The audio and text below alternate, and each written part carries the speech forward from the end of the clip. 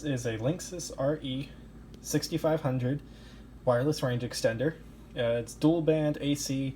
It's a pretty alright little unit, but it has the tendency to overheat, and the firmware has the tendency to completely fill up the RAM. There's a memory leak within the firmware that Linksys apparently has fixed, but I mean, I've yet to actually see any performance increase.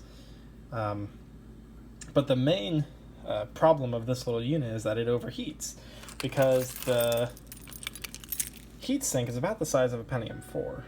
So if you know roughly what the size of a Pentium 4 is, it's about that big, maybe a little bit smaller.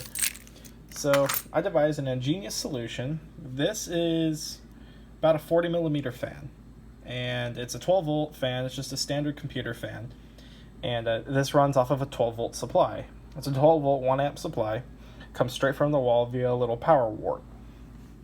And so what I did was I snipped the wires on this little fan, stripped them, and I installed this little switch back here, which you might be able to see, this one right here. It's next to this antenna. And I soldered it all together with a 100 ohm resistor. 10 ohm resistor, excuse me. And so when it overheats and slows down, all I have to do is come out here and flip this little switch. Now it's a little loud because the bearings in this fan are pretty bad, but all I gotta do is flip this little switch and activate the jet engine, and the jet engine will cool it off. There's very, very, very, very good airflow. I can feel the air coming all around the little vents down here on the bottom. And so it's a pretty half-assed solution, but you know, it'll get the job done until this inevitably dies at some point, and then I can replace it with a unit that actually isn't crap. The whole project cost me, including buying a soldering iron, solder, a little stand and sponge for the soldering iron, a pack of 5 resistors. I already had the unit and the fan, obviously, but you can pick up a 40 millimeter fan for maybe $10. This is a $40 solution if you have to buy a fan. In my case, it was $30. That's including a cheap soldering iron and cheap solder and all of that.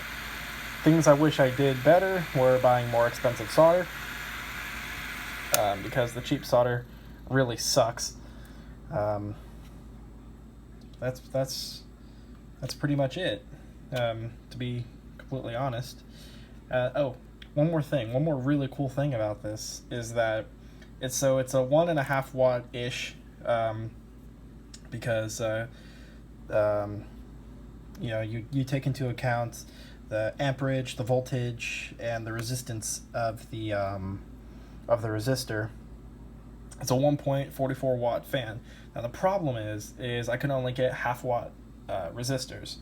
So hopefully, because there's so much airflow here, it's going to help keep that half watt resistor cool, and I'm not going to run this fan all the time. It's only for when it's overheating.